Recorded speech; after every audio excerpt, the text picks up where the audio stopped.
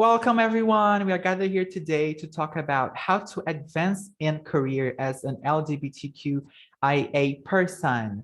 So we have here today Nikita Washington, our dear host. She's a Black trans UX designer currently working at Ally, a leading digital financial services company. Transitioning from an education to user experience design, Nikita highlights her personal experiences and the challenges she overcame with the hope that it will inspire folks from non-traditional backgrounds to pursue a career in tech. That's amazing. I actually feel a lot empowered and inspired by Nikita. Welcome, Nikita. We also have Boris. Yeah, we also have Boris with us today. He is a UX manager and designer in the DC metro area with more than 16 years with experience. He believes in leveraging the entire organization and solving real-world problems with inclusive design. His expertise includes, and it's not limited to, cross-functional work in commercial, nonprofit, corporate, government, education, and cloud health industries. Now, that's a lot of things. You know, what a huge background. Love it. We also have David here with us today. He is a telecommunication veteran with over 15 years of experience with leading people and cross-functional teams, building project roadmaps and initiating projects to drive financial outcomes. So excited about having everyone here today. I cannot forget to mention another mentor, Shakshi Shukla. She was also organizing the session. Fortunately, she wasn't able to be here today due to other reasons, but also thank you for organizing the session. Okay, I am going to pass it over to Nikita to start this session. Please note this is a conversation, so feel free to join in, to submit your question. We are here with you, okay? Nikita, it's with you. Thank you so much, Fred. So the first question that I have is, how do you show up authentically as an LGBTQIA plus individual? So who wants to go first? I guess I can go first. I'm at work, I'm very open as a person. Like, everybody knows that I'm gay, everybody knows that I have a husband. And it's usually like just the topic that I bring up just when people are sharing about their families. So I'm always kind of open. And one of the reasons, and the other way is I work with a lot of people from other countries who are just moved to the US for the first time. And I kind of position myself as a way to help them if they have questions they may not be comfortable asking. Like, I had to explain the difference between a trans and a drag queen to somebody who's not from the United States. And so kind of being this open person and talk about, like, people ask, hey, what have you been up to? Like, well, my husband and I went to brunch, which is our church. And so kind of always just being really out and talking about it. And I tend to not filter myself into first, usually when I wasn't out, I would like be careful about how I talk and just always really be in this like second closet. But that is not something I tend to do myself. Definitely understandable. And David? Yeah, so it's a really good question. I think that, the first thing I want people to know about me is, more my professional background, my experience in education. And then sexuality comes in terms of like, if asking, about my family, what I've done over the weekend, it's definitely out there. But I don't, actively promote it. So that's not the first thing you know about me. Because if you give it, less room and make it a less of an issue, it just becomes not something that's like super important.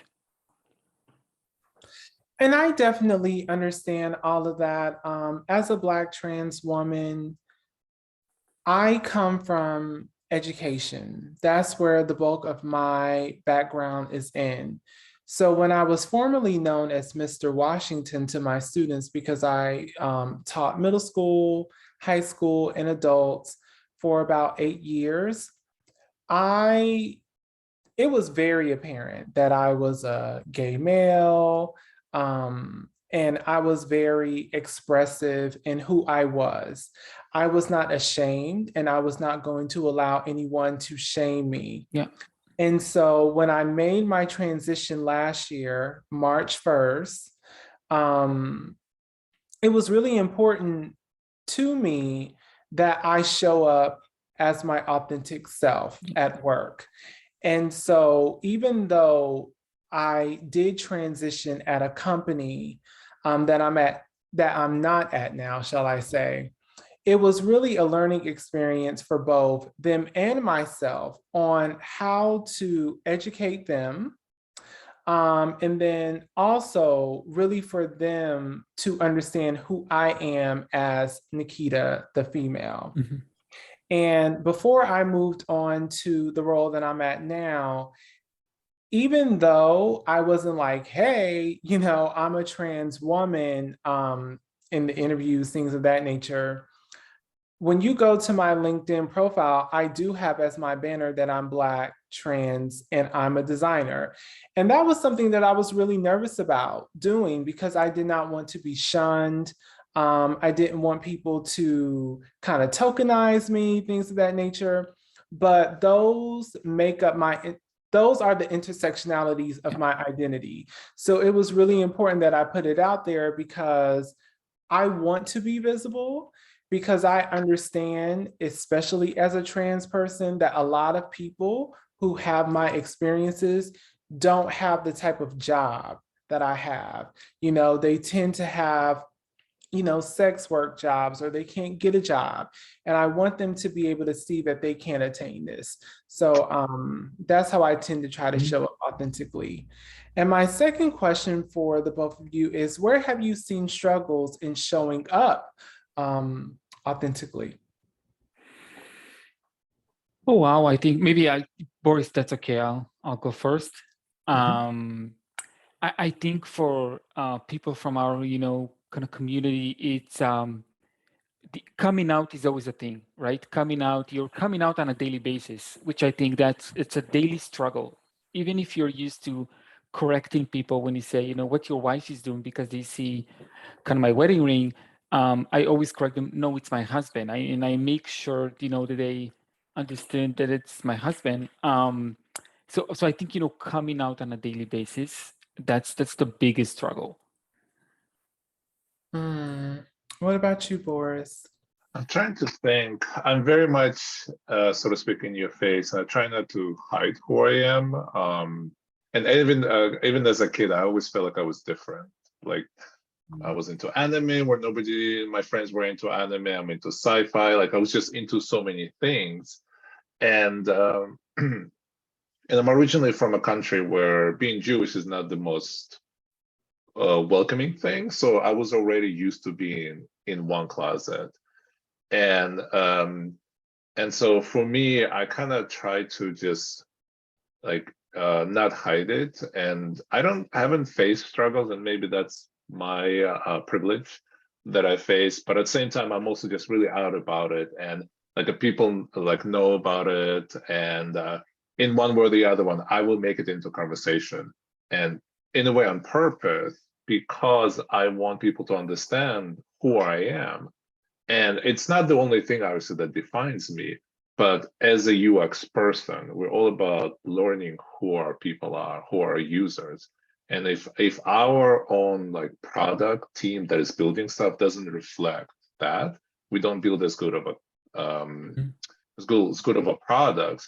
And so I sadly can't think of one, and I am really I can relate to constantly coming out, like correcting people, like, oh, is it like your girlfriend? And for the longest time, people like, oh, you're just European, or you're an artist, kind of a thing. And so I could see that. For me, it was a lot of times correcting people. Say, oh, your friend, like, no, boyfriend.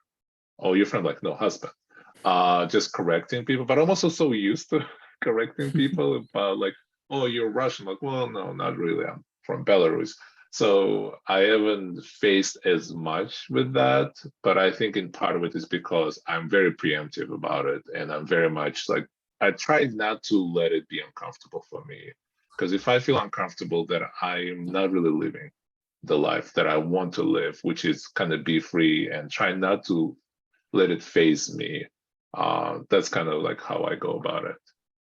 You should definitely, I definitely agree, because we should all feel comfortable in who we are and not feel as if we have to change ourselves in order to make someone else comfortable. I know the struggles that I have had, especially since my transition, just from a different perspective. Overall, my transition has gone really, really well. I haven't had any issues, fortunately, but I know that I am in the minority when it comes to that. But my struggles have been more internal. So I'm always wondering, how do others see me? In my company, I'm remote. There are a nice chunk of people who are in the office, but we do have a lot of virtual meetings. And so working in corporate, at least my company, we do not have to turn on our cameras, which is really great for me because sometimes I don't feel like looking presentable all the time.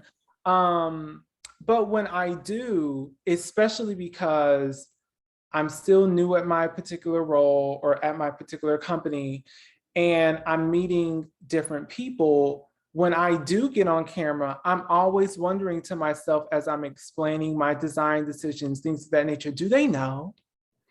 And that really kind of gets to me because who cares if they do or do not? But it always kind of gets to me because I may not feel 100% confident in how I am showing up, because I don't want them to pity me. I don't want them to be disgusted, things of that nature. And I have great colleagues, things of that nature, but that's where I really have my struggles, is more so the internal of how I am being seen. So I guess you can also say that's more externally as well. And so the next question that I have for the both of you is, how can employers create an environment where employees are able to be their authentic selves? I think one of the ways that tend to always be really good is having those employee resource group, where it's a group dedicated to LGBTQIA+, and where the company is really upfront about diversity and inclusion, that we want to have a diverse workforce, kind of communicating what steps they're taking, adopting policies internally as like a company that are friendly. Like I know, for example, at Oracle, where I work, we have a very active diversity and inclusion organization. We have ERGs that are constantly hosting events, they're constantly talking. And like this community that they create is really makes it welcoming, that we know that while not everybody is a member of the LGBTQIA community, but they are there like taking an active step to make us feel welcome. So I think that's really important. But also, I think one way to also feel welcome is how we hire as well. Like try to make your company reflecting of your customers, and seeing like, hey, can I like my company partner with like out in tech or some other LGBTQIA organizations that are promoting more hiring. And so then like the more people in the leadership, there are like myself, like I'm like one of the things that drives me is that, hey, I want to be that very out gay man. So then me being out can help people, other people at my work who might not be out. And by the way, I do want to mention, you don't have to be out. You shouldn't feel forced to come out. You should come out if you are comfortable, if you feel safe to do it. But then for me, it's like, hey, I know I have coworkers in India or some other countries where there might be a struggle. And then me being out could help them. They maybe come talk to me. So like having people in leadership who are also like always there to talk, I think really helps. And kind of taking that, even as far as just adopting a language that is not gender specific. So like that acknowledges like, oh, we have a gender non-conforming employees. So let's like talk in a way, just even changing the language itself is a big step, I would say, to make people feel inclusive. Yeah, invisibility is so important. I was not familiar with an ERG before starting at my current role.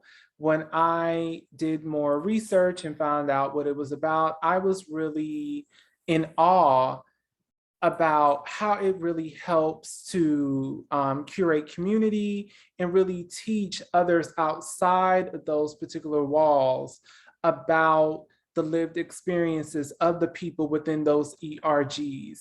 And you are absolutely correct, Boris, because I know that my company, they are doing exactly that.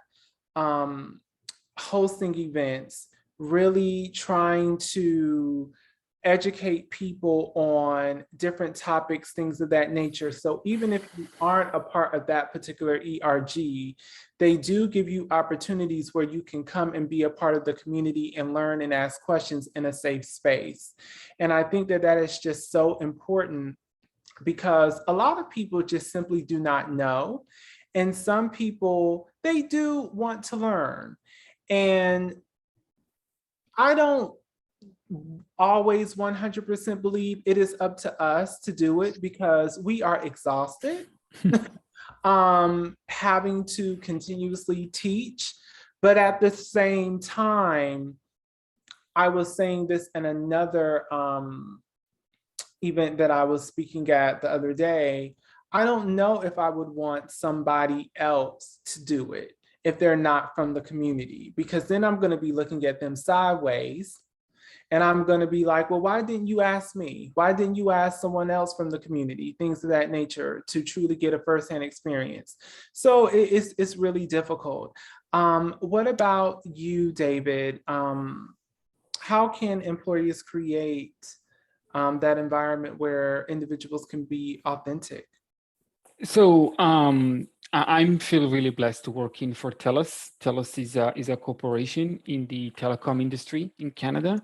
So feel really blessed to work for a company that actively promotes LGBTQ.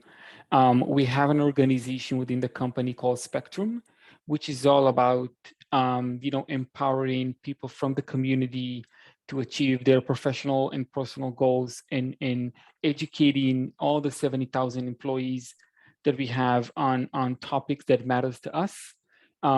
Getting strong support from our CEO. So Nikita, you really, and Boris, you both kind of mentioned education, and education always starts from the top. So if your CEO believes in equality, in diversity, you'll see it kind of trickles down. So and so across, all the ELT, strong support for LGBTQ, for diversity and inclusiveness. Spectrum hosts several events with participants from VPs and senior VPs. One of the largest ones is executive breakfast, where VPs are coming in and have breakfast with people from that Spectrum group, hear about their struggles, whether it's within the company or outside of the company, and really get exposure to topics that matters to us. So and that's, I think, as you kind of mentioned, both of you, it's really about education. And even if your current company doesn't do that today, the participants that are here today, even if your company doesn't really promote it, take the first step, do something. Don't be afraid to try things and shake things up, because sometimes it's not just people don't want to do it, it's they don't know how to start. So be a leader of change. Yeah, and just to piggyback off of what you stated, sometimes we have to take that leap and come up with that idea or make that suggestion to our manager or the higher up, like, hey, I want to create this group where we do X, Y, and Z. Or, oh, I want to create a space where we can discuss all of these particular things. And it may start off small, just you and a couple of other individuals, but as time flies by and word of mouth just begins to spread, you do recruit more people who are like-minded, who can join those particular things. And I think that that's really important, because sometimes maybe your company does not have an ERG right now. You could be the first to create it. Do that, and you can start small. You don't have to really try to create such an ERG where you have so many people. Just start small, ask for help as needed, and then go from there. So that leads me to my next question of, what do you two look for in an LGBTQ plus employer? And how do you know that it's not performative when you are searching for a job? So some of the things that I look at, one is ERG. If ERG already exists, I think it's great. It means the company is already taking a first step. The other one, actually, I not so much now because like gay marriage equality and things like this, but what are the benefits? The benefits cover my partner. Is there like adoption benefit, like sorry, not benefit, but like adoption assistant, a surrogate assistant? Like my husband and I, we look at that. Like if we're looking for our next job, like other things like this that they already have.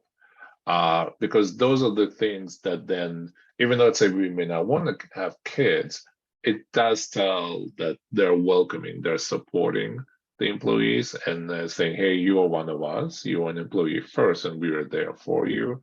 So are some of the things I look. I do also look at their like score at HRC and to try to research how kind of donations they make. Of course, it's hard to find a perfect place, but like I tend to try and look and see like are those things this company aligned to me with values. Of course, I also look, hey, do they think of UX first? Like, is it important for them to research the people and understand the people? Because if it's not, then it may also reflect like, well, then do they even care about their own people? Because their practices could be reflection of how they actually treat their product practices, sorry, I mean, could be reflection of actually how they may treat their own employees. I 100% agree with everything that you stated, and I really want to hone in on the benefits. Like I said, before this role, I was not aware of what an ERG was, so that was not necessarily on my radar. But as a trans person, I wanted to know what was the health insurance like for somebody like me, because I came from a role where they did pay. It wasn't the best, but I think because I was the first. I really had to fight for certain medications, things of that nature, whereas coming to the company that I'm at now, I did not have to do that. And that was really important for me because as I make decisions about things that I want to do in the future, I want to know that my company will support me when it comes to insurance and things of that nature. And I think that it's also really important if they will allow you to speak to other employees. That's really, really important, because if they do not want you to speak to someone outside of the individuals who you interview with, then that should be, at least for me, it's essentially a red flag, because I truly want to know what is the work environment going to be for somebody such as myself within the community, not only as an LGBTQ plus individual, but also as somebody who is Black, somebody who is a female, things of that nature, looking at your intersectionalities and seeing how they either uplift or sometimes suppress those particular voices, because it's really important that you understand what you are walking into. And I was going to share this, and Boris spoke about it as well, but the HRC Corporate Equality Index, I just shared it within the chat. That's something that's really important. That's what I found out at my current company, because I think they have like a 100% score. And it basically lists all of these corporations, and you can see where they land.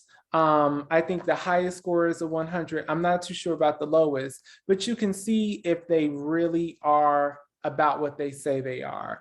Now, of course, if you're working at a startup, or maybe not all corporations are listed, but this is a good list for you to at least start with, so you'll know what you should look for in future roles and make sure that you have it.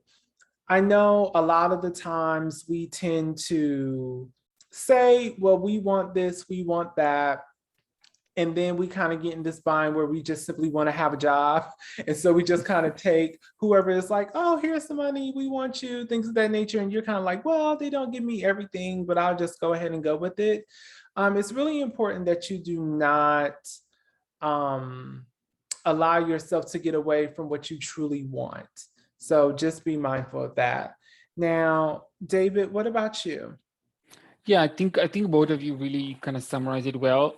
So I just want to add that one tactic that actually worked for me is when, even before interviewing, official interview to a role, while you're having, coffee chats with people, getting your name out there, start to show some interest regarding a company you want to work for.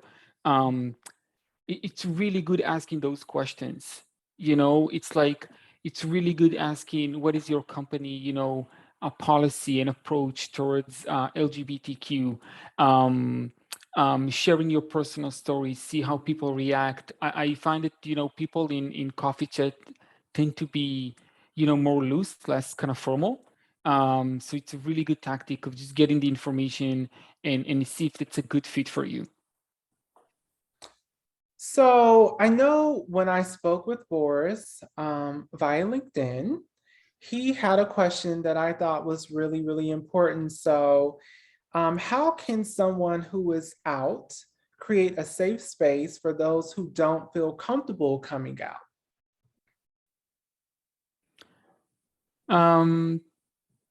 I think just giving the space, showing to the other person, I'm here for you if you need to talk, if you need to share something, but also taking a step back, so not pushing out too much.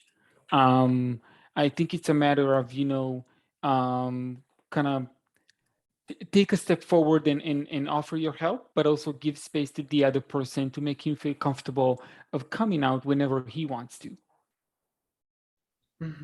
Most definitely. What about you, Boris? Yeah, I totally agree.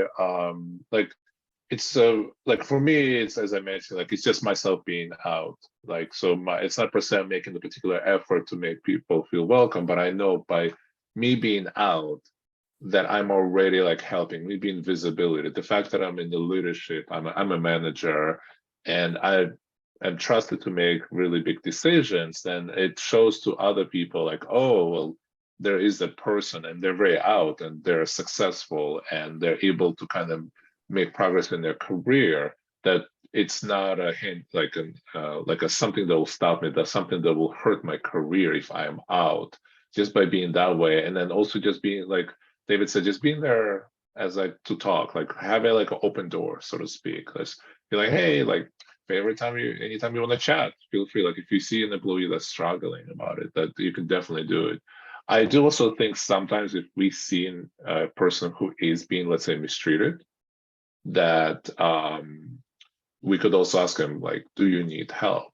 Like, do you want to talk about it? Like, we could be there as well. But of course, in line with like, but if of course it's like really horrible, we may have to bring it up to HR, like being there for them, but without overstepping and without making them feel uncomfortable and without accidentally forcefully outing them. Yeah. It was funny. This actually kind of happened to me in a way, because my first job out of college, I wasn't very open. And my employee, which is actually our office mom, she's awesome. She lives not far from me. She kind of just asked me, and I was like, oh, and I just was not prepared for that. Like I was not ready. And she was very respectful to that. And of course now she knows my husband and everything. So it's that like sometimes we wanna make an effort and be there for people where we could be too much. And so that's like important part, an important balance to strike, definitely. And I think for me, thinking about the outside of my current company, with me being visible on LinkedIn, things of that nature, it has truly, I did not expect this at all. It's what I hope, but I just didn't know it was going to happen to this particular level. How many trans individuals have reached out to me just to simply ask for information, say, thank you so much for being who you are.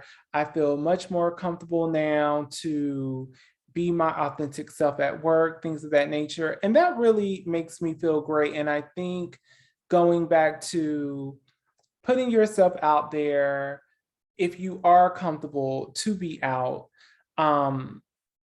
really lending an ear to those individuals so that they can go ahead and share their experiences with you, and you can do the same, and they know that I'll be okay.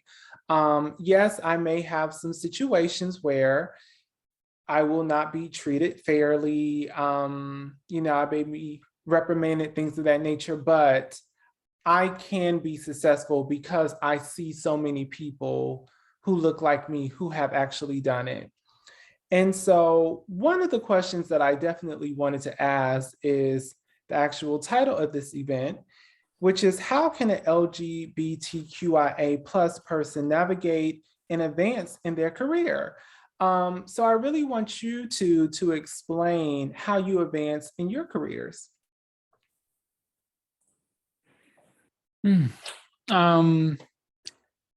With full honesty, I don't think it was me being part of the community didn't have any impact, good or bad. And I don't think it put, any kind of sticks in my wheels, but the fact that I'm gay, but also didn't, push me forward. So it's not like I had, a gay manager or something like that would say, okay, you're part of our community, so let me maybe promote you. So I can't say that it really hold me back in any way, shape, or form. I always make sure that, as I mentioned at the beginning, that my education and experience will kind of lead the way to get me promoted. Yeah. So. Yeah, I definitely agree. In the end, it's all about like our skills and kind of what we do that will drive us as a promotion.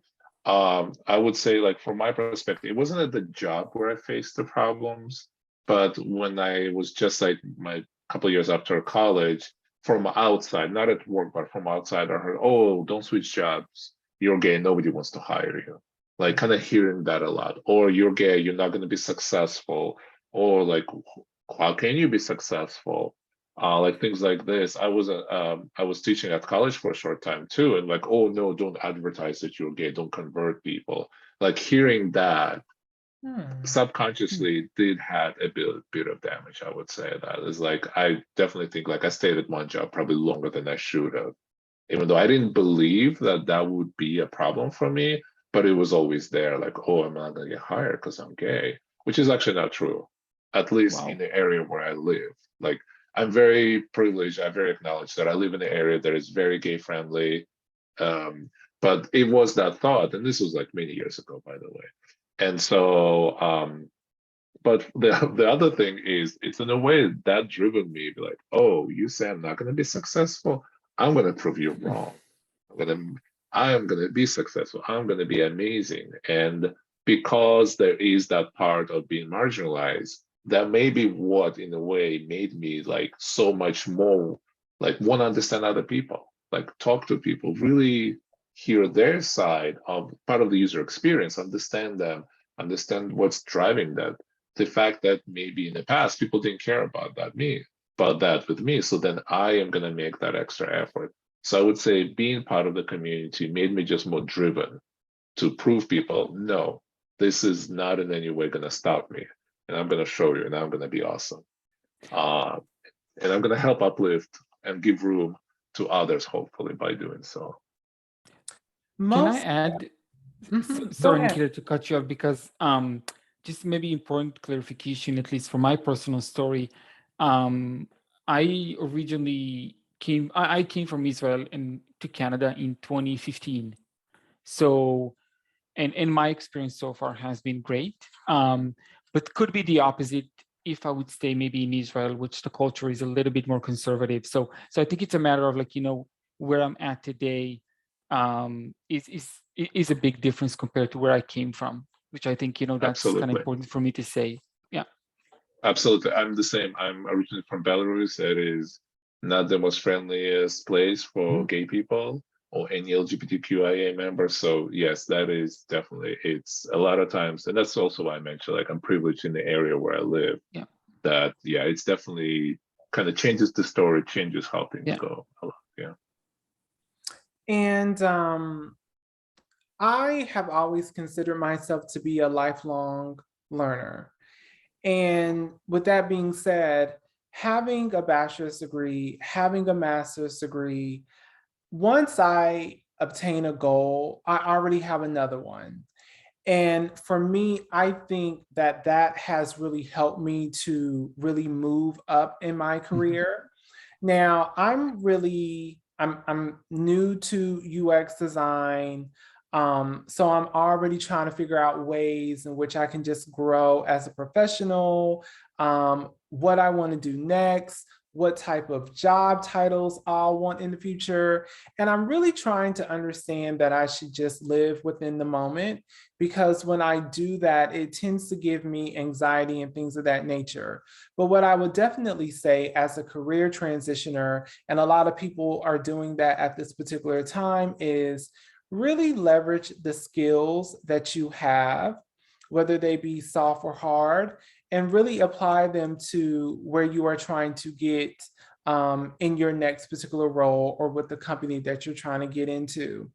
And know that each of us, we have different backgrounds, different experiences, and we bring something unique to the table.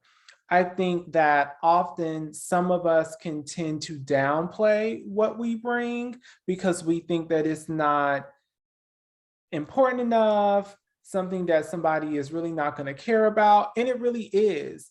And I think that who we are and what you're seeing right now is what has allowed us to get our jobs. You know, it wasn't just simply the fact that we have this education and we have these skills and these experiences. That's a nice chunk of it, but it's also that we are individuals who somebody saw, I want to work with her, I want to work with him, I want to work with them, so on and so forth. And they knew that we are who we are because of everything that has shaped us to this moment. So I definitely want to say that to everybody, to not feel as if you cannot grow because of your identity, whatever that may be, the color of your skin, you know, just things of that nature. Really embrace who you are. You are going to find your tribe, and that is going to be sufficient enough to allow you to grow. So I just want to put that out there. So the next question is, what is one piece of practical advice that you would give to an LGBTQ plus person who is navigating their career? I think I would like the first advice that I would give is it's easier said than done, but like, don't be ashamed of who you are. So make sure that you go loud and proud about who you are, where you came from, what's your background. And as Nikita said, you know, it doesn't matter what your skin color is, what your sexuality is, where you go to school, or anything else. It's really you design your own story, your own path. On a more personal note, I moved to Canada when I was 30 years old. I had like a really good career. So it's kind of a little bit late in terms of age to move to a new country without any friends and family, just with my husband. And I think, you know, within those kind of 7 years that I've been in Canada, it's just about pursuing, you know, the next career growth, the next education. I completed my master's degree here. And if you think about it, you know, coming to a new country with no friends and really starting all over again, it's really not easy, and being gay on top of everything else. So, but again, it's really up to you, the way you want to design your story and how you want to do that. Just don't be ashamed of who you are and where you came from. So. Yeah, I totally agree. The other advice I give is to people not get stuck in their own heads. We are our own worst enemies. Like just stop doubting yourself, stop thinking negative, turn things to positive. Like everything is a learning experience. Everything is how to get better, have a goal set and kind of focus on that because in the end, like what you deliver you to like the company or to your users really, because we as a UX people, our really job is to represent the users and keeping in mind that you are representing the users. So users are you as well. So if by being yourself, you're also helping other users being yourself, but also by being yourself, there could be people in the group who don't feel comfortable being yourself themselves. And so by you speaking up, even if they're not out and they're not open, they may message you and thank you, like, oh, thank you for speaking out. I've been in those situations myself where I spoke out about something that I didn't think was right. And the person messaged me would be like, oh, thank you so much. I can't speak up, but I appreciate that you spoke up, or I appreciate that you may have taken the hit for, so to speak, for it. So really like be yourself, but also be yourself as much as you're comfortable being. Like if you don't feel safe coming out, if you don't feel comfortable being, it's okay. Just set a goal, focus on what is important. And the other advice I give is find your tribe. Like many times, we have our own chosen families. So at work, like at my old job, my office mom was awesome. Really liked her. And like finding people who could be supportive to you, I think is really important. That's why ERGs like are play a really big role. They kind of create that safe space. And if you're a new person, especially if you're in a large company, just oh, do you have an ERG? Can you put me in contact with an ERG? I think really kind of helps. Kind of set you on the right path. But I also recommend finding a good mentor at ADPList. Mm-hmm. My one piece of practical advice is, as far as I know, we have one life to live. And so really live it. Be your colorful, expressive self. Really, because that is going to allow you to attract the people who you need to attract to in your life. Trust me. And understand that you are going to make mistakes. I definitely resonated with what Boris has stated because I have imposter syndrome like none other. And I am always thinking that the world is going to come crashing down because I made a mistake. And it gets me so overworked that I can't even manage to kind of make it throughout the day sometimes. And when I really reflect on it, that's silly. Because things are still spinning, money is still, being given to other individuals, corporations, things of that nature. People are just living their lives. So understand that you being your authentic self is a beautiful thing. Don't suppress it, as Boris also stated, but do it in your own way. Just because you see my journey, Boris's journey, David's journey, Fred's journey, and anybody else's journey doesn't mean that you have to model after us. Take bits and pieces of what you like from everybody and craft your own journey and do you. And the last question that I have is, what does pride mean to you?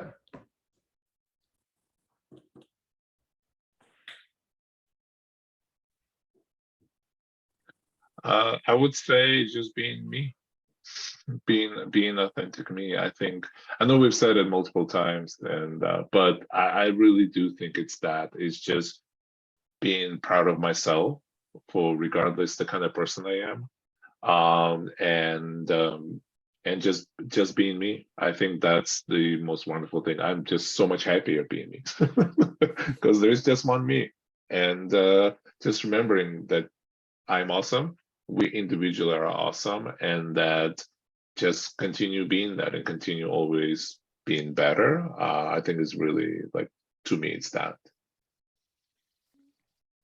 So same as Boris, it's really about, being me with all my flaws, but also with all my advantages and with all the good and the bad. So this is pride to me. Just celebrate myself.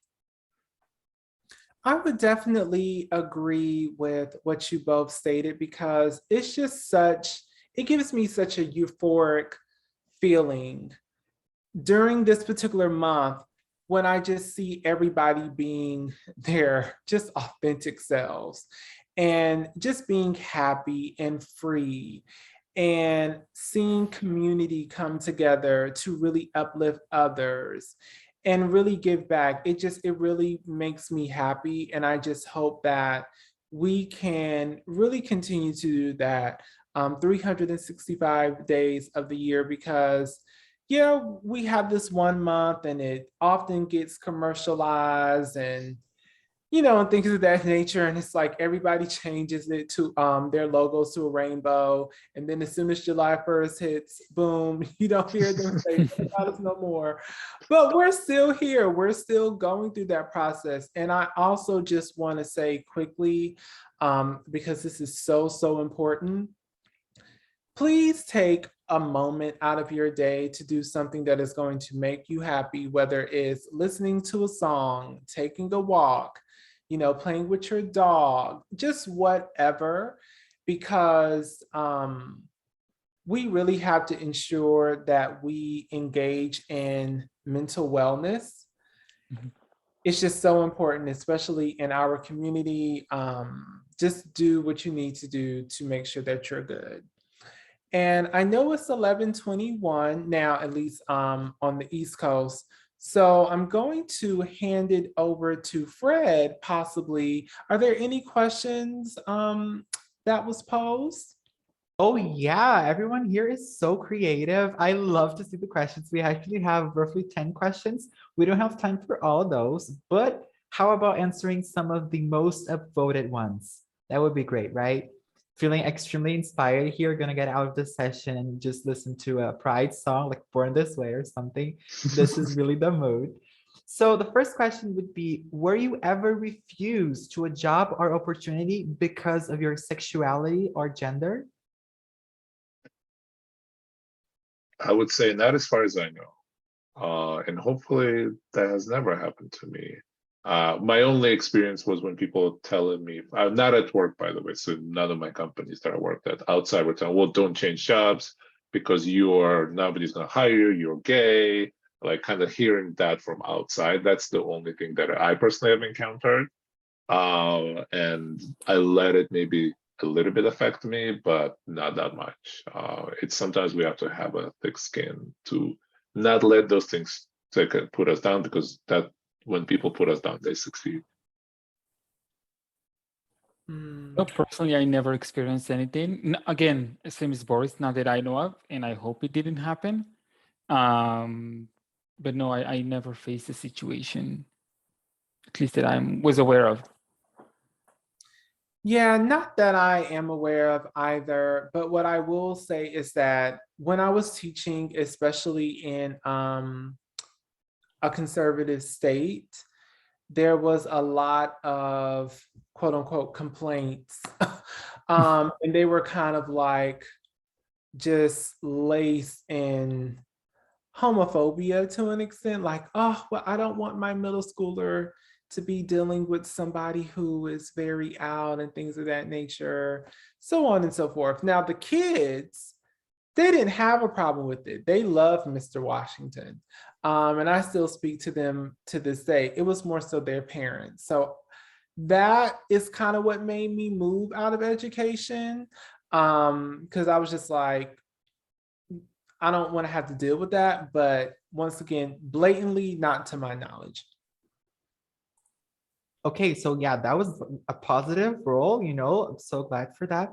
But it's just, no matter where you are in the world, it's always the same speech, right? It's always like, what about the kids? What about influence? Not like you have stray kisses, right? I mean, But anyways, the next question would be, what advice would you give to LGBT people entering a design career?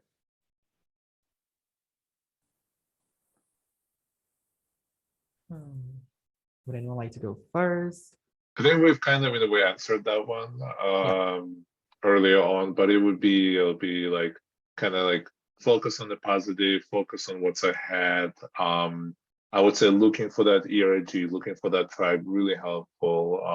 And really get out of your own head. Like don't be your own enemy. Don't go to a point where you can't function, where you're like, oh, I wish I'd done that. I wish I'd done that. We're UX people. Our whole job is to figure out the mistakes, figure out the cause of problems, and help people.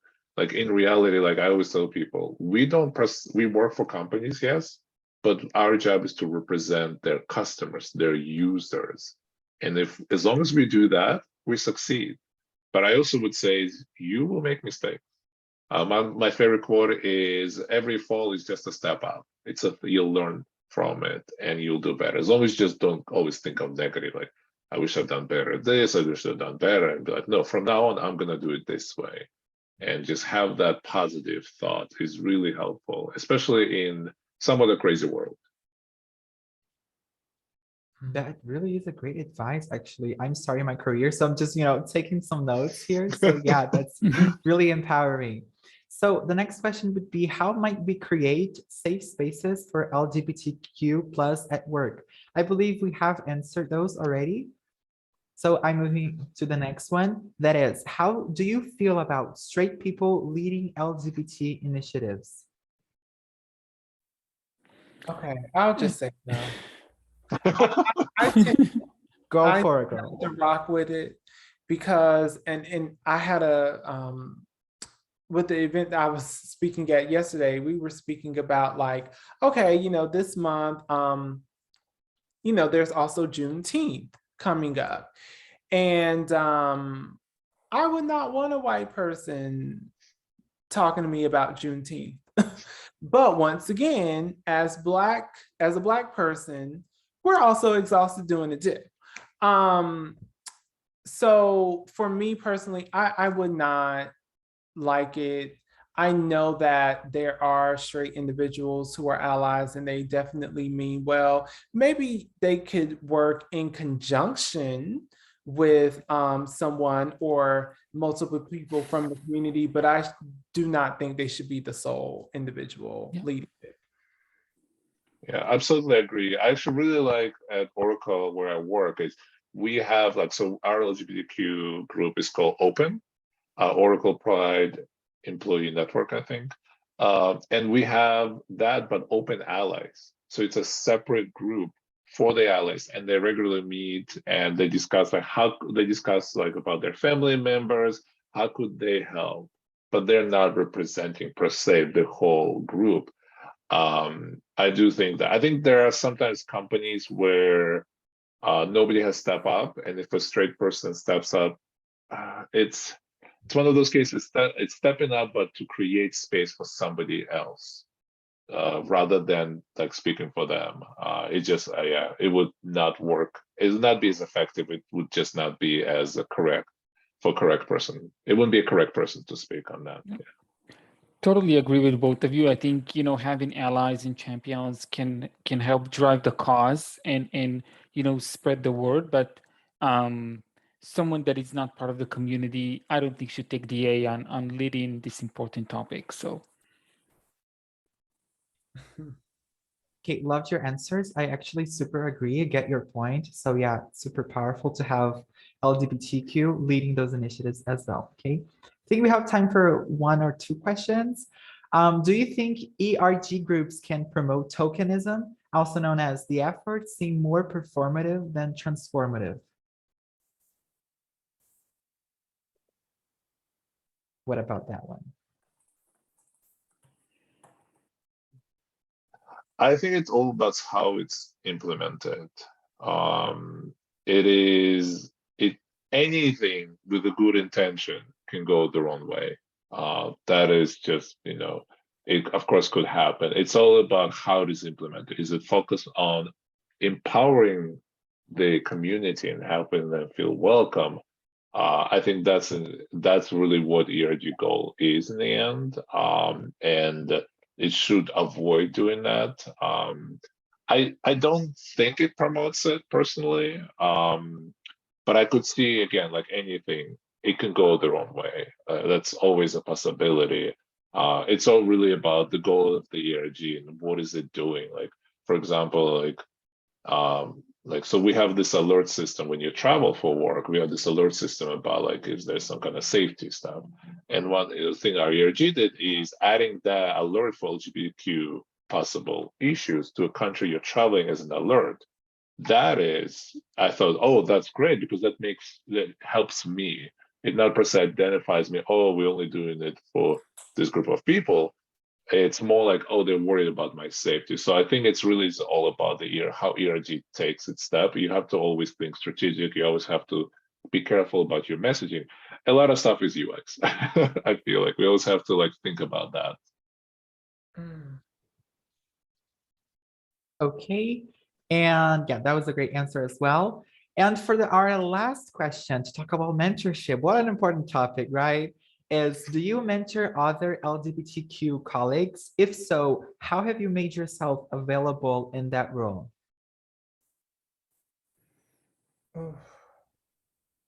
Well, I will say for me, I am not officially a mentor with ADPList, but ever since I have been more visible, so many people have reached out to me to mentor them. And I used to always say, please don't use that word with me, because I did not think that I was a mentor. And I was like, well, what am I going to mentor them on? Like, I have a mentor, she's on here right now. So I'm just like, what am I going to mentor people on? But I realized that being a career transitioner and just simply being myself and showing up as myself is something that people want to know more about. And people want to know, how did I go from education to UX design? So I guess essentially, yes, I am. But yeah, that's all I can say about that. It seems it was so natural for you, it just came off with time. And by the way, I'm just waiting for you to join the mentor club to get a mentorship session with you. Nikita, just wanted to let you know that you're welcome anytime, okay? What about David and Boris? I don't necessarily mentor any LGBTQ colleagues at the moment. Again, my profile is on the website, so if you want to book some time with me, be happy to do so. But yeah. So I'm kind of the same. I don't particularly specifically mentor LGBTQIA community, but I do mention it in my profile because, again, I want to showcase, hey, I am here, and I've mentored people. For me, it was like one of my most experiences was I mentored somebody who is a gay man who escaped Belarus, and I was like, oh, well, I the same. So I was really enjoyed that conversation, talking about it, and mentoring a trans person. So really kind of being there for people and kind of discussing, helping them navigate stuff. You would be surprised, Nikita, if you don't think you can be a mentor. It is not just about UX, it's just about talking a lot of times. I like to talk too much if people haven't noticed that, but I've really enjoyed my mentoring sessions. And a lot of times I hear my own advice that I should take out loud. That is, I would say, is the most profound experience of mentorship, is that I was like, oh, I should do that myself. And it's wonderful. I'm completely loving mentoring. And I send as many people to the ADPList as I can, because I think it's a wonderful experience.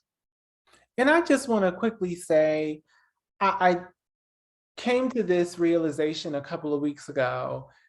I said, well, I used to be a teacher for 8 years, and I mentored a lot of my students to get to where they are now. I was like, so of course you're essentially a mentor. So thank you for saying that, Boris, because it's duh. So yeah. I love how it is a lot about recognition and self-value, you know? It's like people can see you like that, but it's also about you recognizing yourself in that position, in that identity, which is to me the first step to be openly gay or openly queer, you know, in all the senses. So I am extremely glad about this session. Thank you everyone so much for joining in. But before ending, let me just quote Lady Gaga here. I needed to do this. It's so important, you know? Listen to me when I say, I'm beautiful in my way because God makes no mistakes. I'm on the right track, baby. I was born this way. Don't hide yourself in regret. Just love yourself and you're set. I'm on the right track, baby. I was born this way. And with that empowerment, with that mood, we finish off our session. Thank you so much for all of our amazing mentors here. Also, all of our amazing participants have been so creative with the questions and participating in the session. Thank you so much. And Pride Month isn't over yet. You know, stay tuned for other sessions, other actions and initiatives. Okay. Thank you so much. See you guys. Bye. Bye.